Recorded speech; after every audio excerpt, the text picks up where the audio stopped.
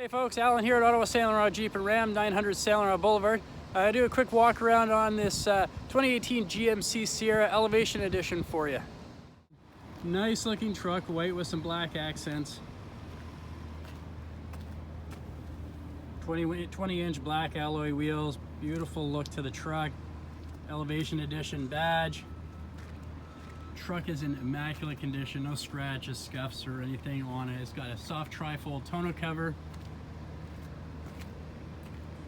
As with all GM vehicle trucks, they come with the built-in step in the bumper, making it easy to get in and out of the bed, whether the tailgate's up or down. Tailgate is equipped with the easy drop, and you have a spray-in bed liner here in the back of the truck. Pretty nicely equipped truck as well. As you move inside, 60/40 split, fairly flat floor, and is equipped with GM's version of WeatherTech mats. Covers the whole back area. They piece together. As you move to the front, you have the same type of mats to the front, piece together, cover all the carpeting so that you're not getting slush and salt all over the carpets during the winter time. So checking out some of the nice features on the interior.